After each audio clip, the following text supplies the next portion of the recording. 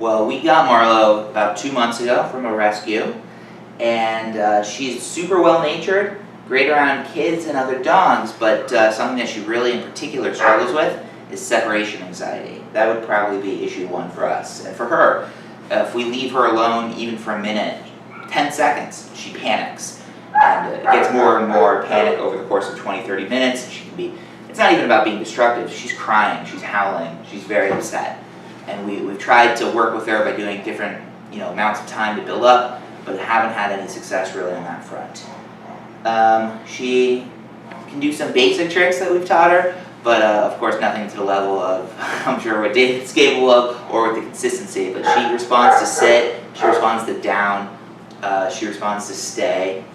Not the greatest with come, but okay. Hey Marlow, will you sit? Good girl. Shake, she's got shake too. Shake? Marlow, shake? Thank you, good girl. Other than separation anxiety is issue 1. Issue 1, we're working to build her confidence so that she can stay alone for several hours with access to an outdoor. So at our home, we have a doggy door and a balcony where we've put real grass. And the idea was, ideally, she would go out to the balcony to relieve herself. And she's medium potty trained. It's something we're still working with her on, but she doesn't really have the initiative to go out on her own. So we have to really encourage her every 2 hours so that she doesn't have accidents. And in an ideal setup, she would have the confidence to go on her own. We're also working on leash. We were hoping to work on leash skills. So right now she can walk on a leash, but she tugs and pulls and right. It's a hazard to those around her. Tripping. And then the last thing is kind of basic obedience. So she does still jump to greet people. Oh yeah, so she gets super duper. So similar emotions to the separation anxiety. When she sees someone, she just flips out and loses control. So she'll jump up and down. She'll and you can tell a body mannerism is her ears. When she gets very excited, her ears look completely different and they peel back. And same with her being anxious. So you see the same physical mannerisms when she gets excited to see someone as when she's separation anxiety freaking out. So fourfold. 1. To recap. Separation anxiety, potty training, working on basic commands, and leash skills. Those are the big 4 for us. And we just really want her to be happy and know that these things will all make her happier. And so it's not just about making it easier on us, it's to make her happy too. Walk Marlow up to the person that we are greeting. We have her sit, we step away from her, we give the person a little treat for Marlow. And actually I'm a little bit too close, so okay. I'm going to back up just a little bit here. Sit. That's better. So I stepped away. She waited till I come back. She's on my left, of course. My right hand, I'm going to pat her chest. Nope. And if she gets anticipatory, which she will, and she jumps the gun, just a little pop and a no, and she'll go right back, as you saw what just happened. And you might have to do this a couple of times. Go say hi. She goes to get the treat. Come. You call her back to you. Good. She has a little jumping issue. Come on in. And so you can show somebody pan to your left and show somebody coming in the yard. Pan to your left. Okay. And then pan back. Sit. And Marlow really likes this person that just came in, but she can't go say hi because she's in a sit stay. That would be impossible. I haven't released her. So she's sitting, she's waiting.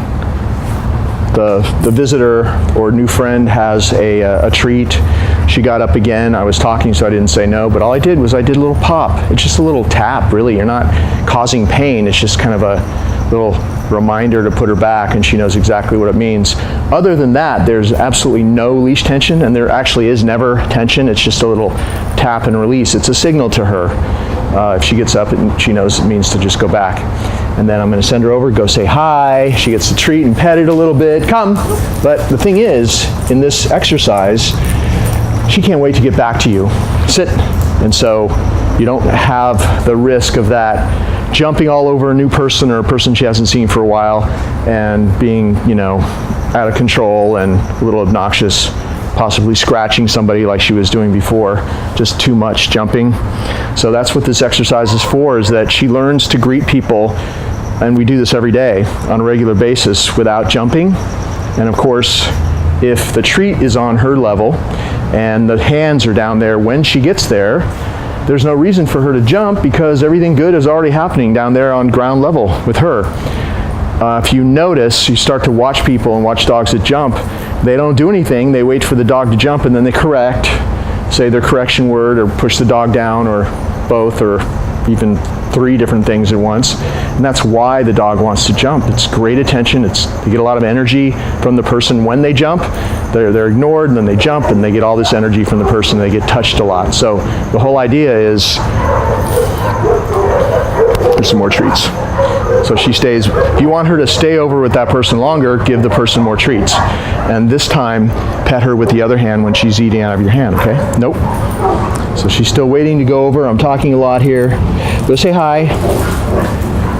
Come. Good. Sit.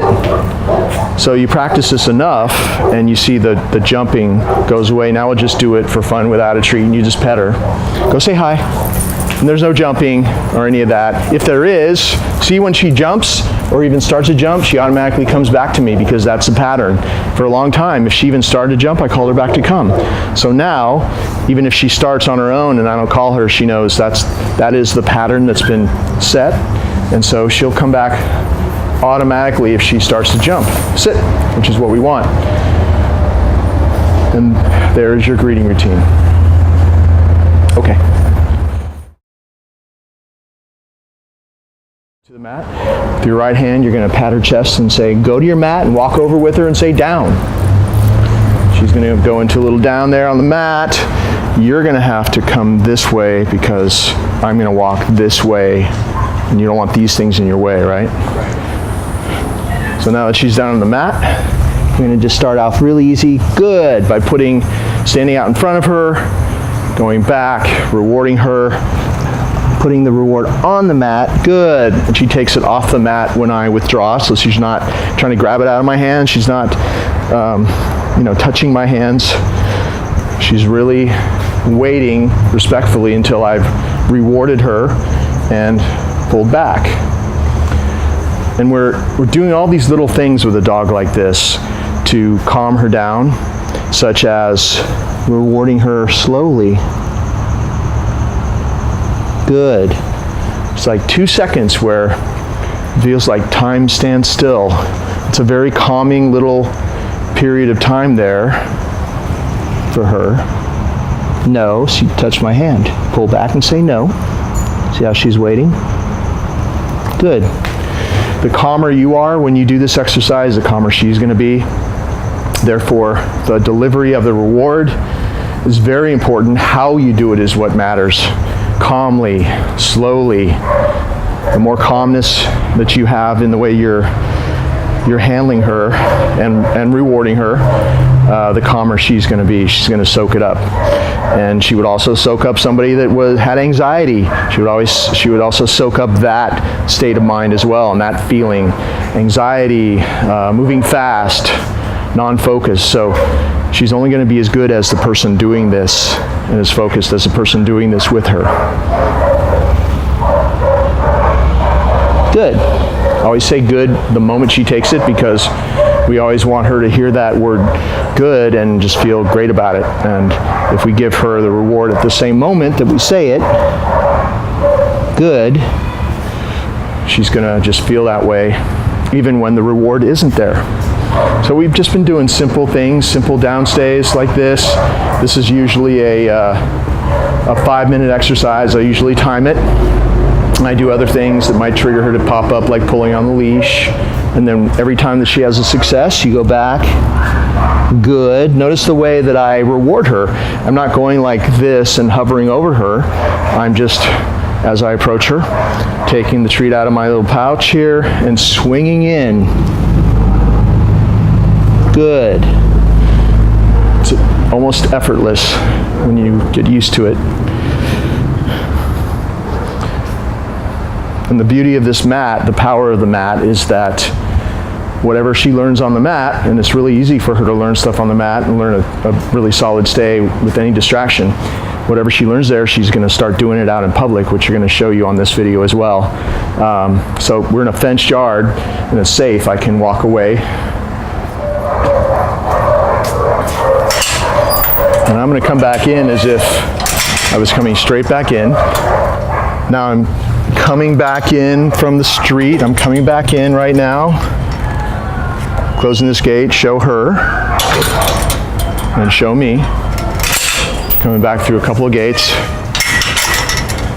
And now you move back where you were before, so you can film me with her. And that was really good. She stayed there the whole time, didn't pop up.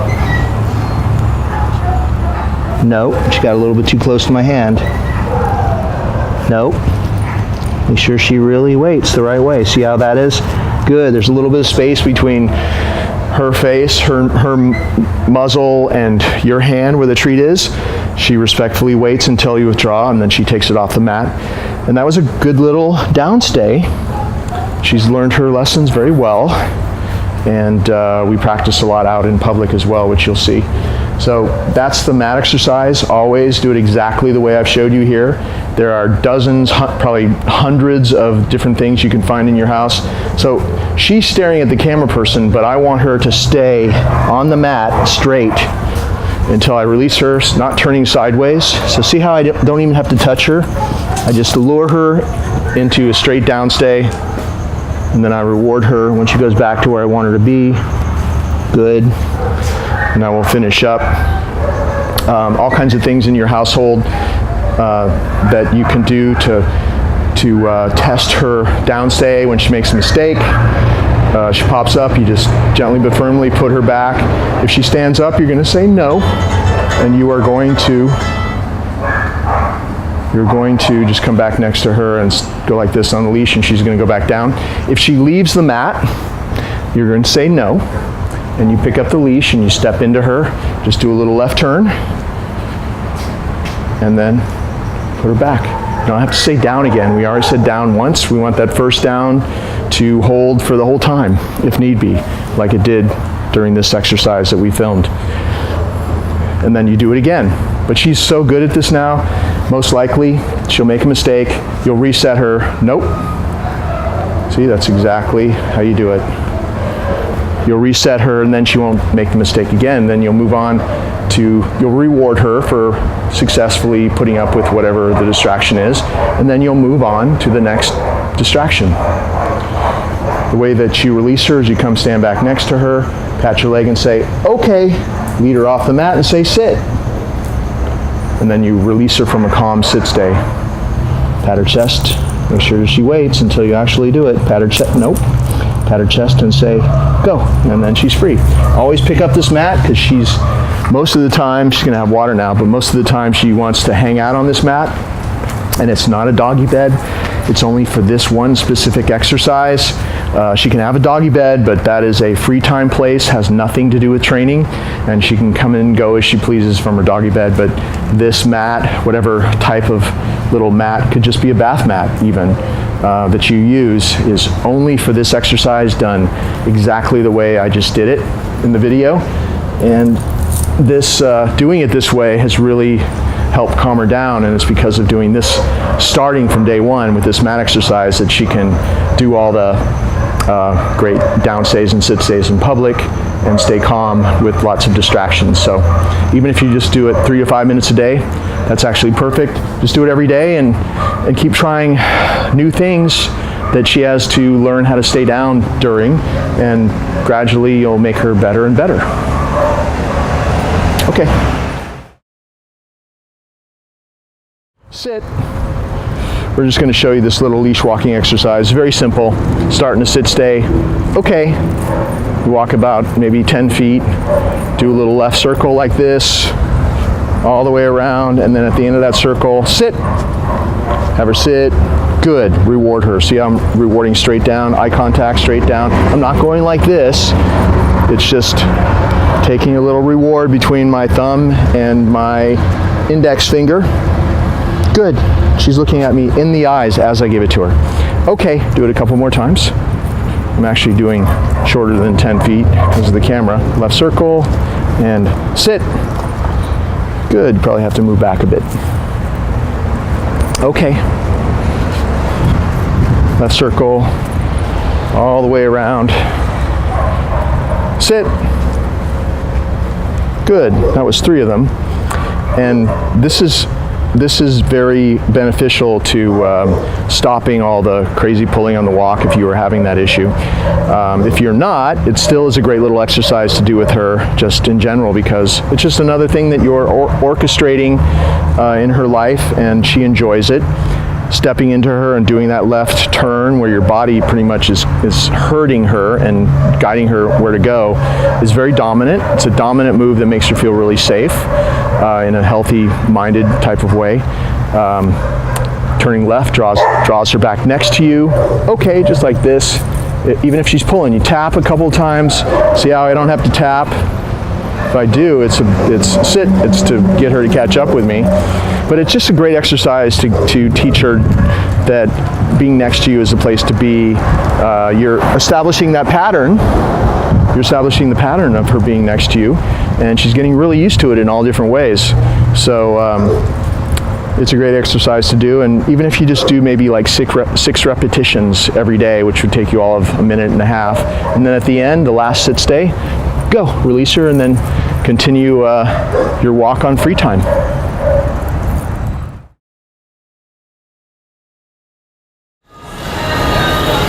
All right, sit. We are practicing in a real life situation. Real distractions, real people here, everywhere. Different noises, construction guys, carrying stuff, all the distractions that could trigger a dog. And of course we practice out in public a lot, so she's really good at this point. Good, see how we're warning straight down, eye contact. It makes her just want to look at you all the time. So you don't have to have that, look at me command, because she just is always looking at you because of, okay, because of the way you're rewarding. Keep shooting, okay?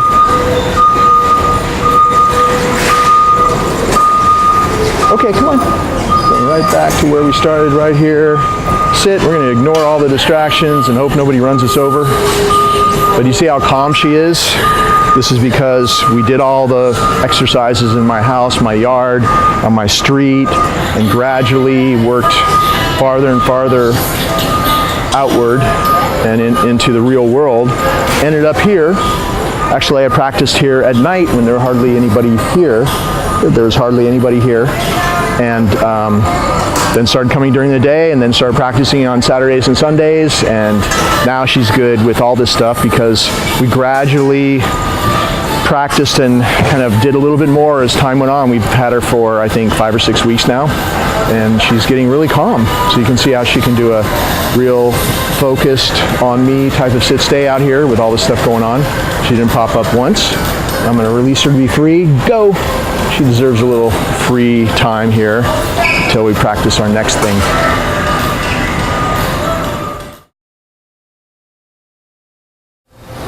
Down. She's a little bit distracted, and I knew she would be because there's a lot of noise going on. Yeah, I'm doing the training video right now. So you saw what I did. I didn't wait for her to hesitate when I said D-O-W-N. I just did it all at once. Down, because I knew that she probably would, she was distracted by noises and wouldn't go down.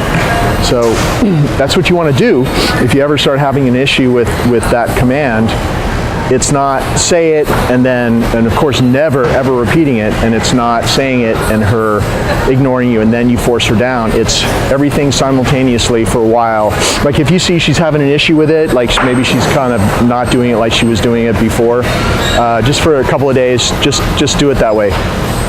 Down. Everything happens at once and in no time at all. Maybe just after 3 or 4 times you won't have to do that part anymore, and she'll be back to the just down without your words. So that was a mistake. No. Step into her.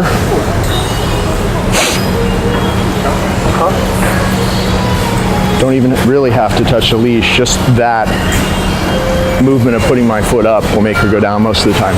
So she's in a down stay here, and we're just going to practice a little stay where we do just the basic stuff. I'm going to pull on the leash and she doesn't get up. She's really good at this. And then give her a reward for staying down there. It's just like as if she's on the mat. It's the same rules as the mat.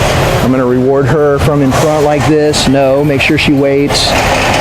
Good. She takes it off the ground. She's really getting good. Like this used to really freak her out at first, but now she acts like she doesn't even hear it or notice it. She looks at me. Good. But it's only because I built up her level of focus. And that's how you'll see with distractions, things that bothered her before that set her off. Now you'll see that she just isn't triggered by them because we've taught her how to think, we've taught her how to focus. Her brain is stronger than it was, literally, and she can handle things that she couldn't handle before, like carts going right past her like that. So it's really, we're doing all these training things because we're after the byproduct of how we're doing it. It's great that she has a solid downstay and all that, but see how she looked, that guy came right behind us? Good. She looked at him, looked back at me. Oh, this is big. She's still down. She's still down. Good. That's a tough one.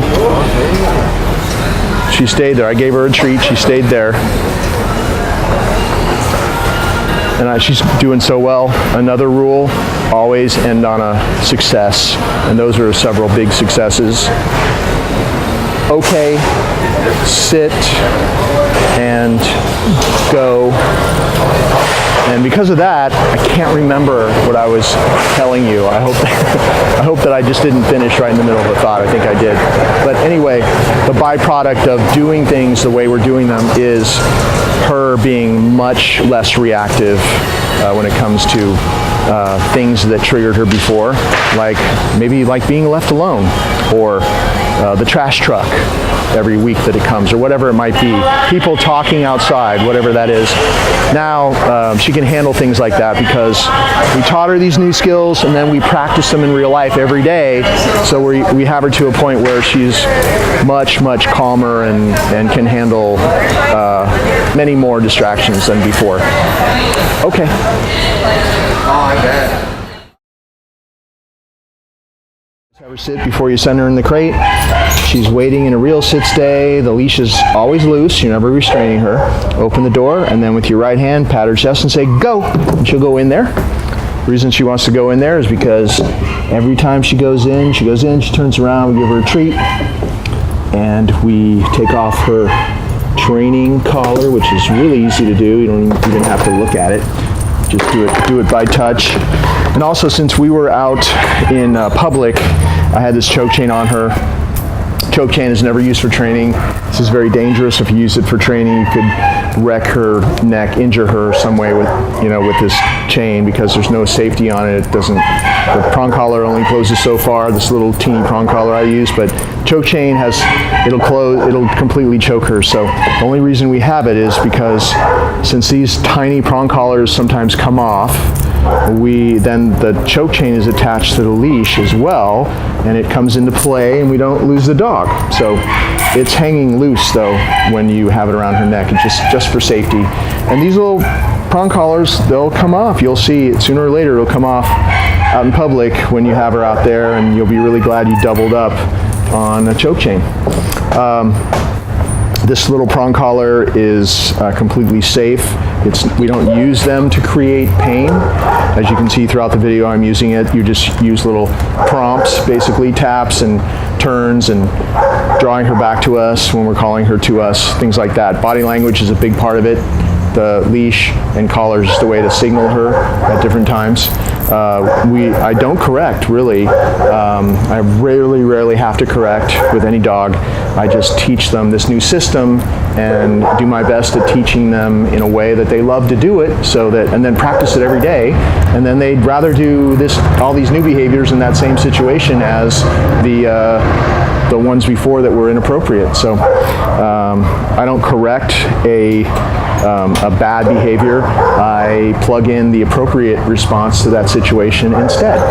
So I don't know what she used to do when you would open the crate door, but now she waits, because when she waits, that hand goes in there and gives her a little treat. I'm going to put this prong collar on. By the way, when she's in there and you take it off, just hang it on the door, just like that. That way it doesn't get tangled up. And then when you're going to take her out, you do that doorway thing. If she tries to come out, just kind of bounce the door and say no.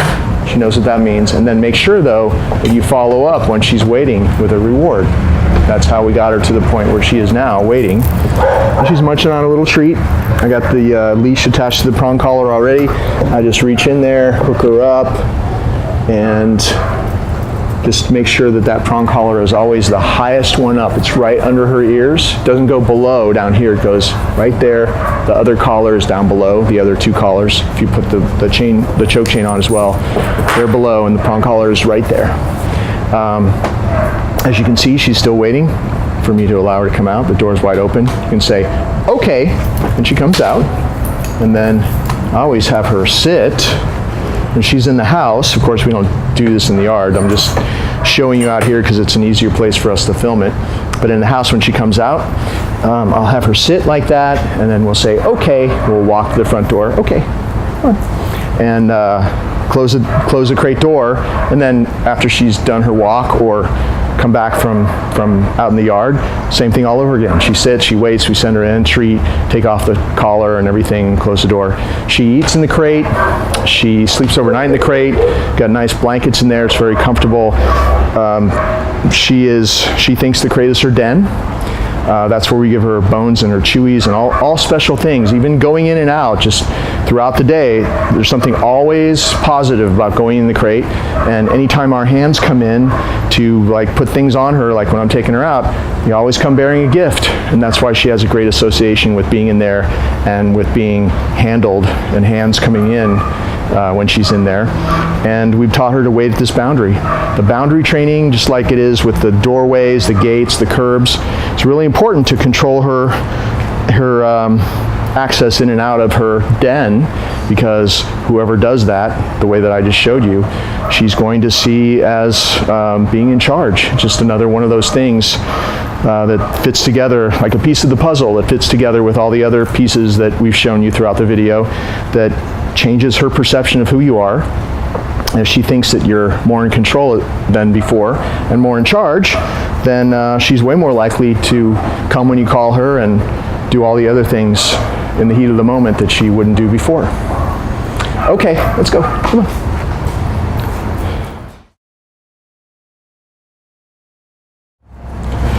When I'm practicing the come command with Marlow, I do it the same way every time, because if you do it the same way every time, it will become like second nature to you very quickly, and you won't even have to think about it. So when I've got her on a walk, for example, or in free time, I have my left hand through the little loop here, the little handle of the leash. It's a 6-foot leash, and I have the right hand free. And so if I want to call her to come, I have the right hand free with a treat, good. And then the left hand is also free because the loops are around my wrist, so I don't have to hold it. And the right hand gives her the treat, the left hand grabs the leash, and you have her. You can step into her, you can have her sit, or you can just walk with her, go, or whatever you want to do. If you don't somehow restrain her, if you don't do anything, she'll start coming to you, grabbing the treat and running away. But see, I've never allowed that. I always take the leash, or if she wasn't on leash for some reason, you had an emergency and you had to call her to come to you, which she'll usually come even off the leash. I wouldn't practice that way, but you'll most likely have it the more you practice it on leash. You grab the green collar, put your hand under that, so she's very used to coming, getting the treat, and your other hand taking hold of her so that you have her. So make sure you always do that, or else she'll start learning she can grab the treat and run away again. Also, here, let's see. Come. See how I back away? Good. Everything happens simultaneously. You say come, she comes to you, her nose touches your right hand, it opens, you say good, you pet her, or you grab the leash, or you can do both. You can say come, and then grab the leash, but you can also pet her, or rub her ear or something. And then you notice I call her to this closed hand. Well, in an emergency where there's no leash, no treat, she's still going to come to this. She doesn't know it's empty. So just make sure that you do the other stuff, the good, the petting. Even if there's no treat, she'll, at this point, probably barely miss it. The more you practice this way, the better it will work in an emergency when there's no treat and just make sure you say good at the same moment you give her the treat, and try to pet her at the same time, and then the food goes away and she barely misses it. But always back away as well, because when you back away, she's drawn to you and she's more likely to run to you. And if that's what happens every time you call her to come when you're practicing, then in an emergency, when you can't back away, backs to a wall, to the curb, whatever, she's going to run to you, because that's all she ever knows, is that when you say come, she runs to you because of the way you taught her.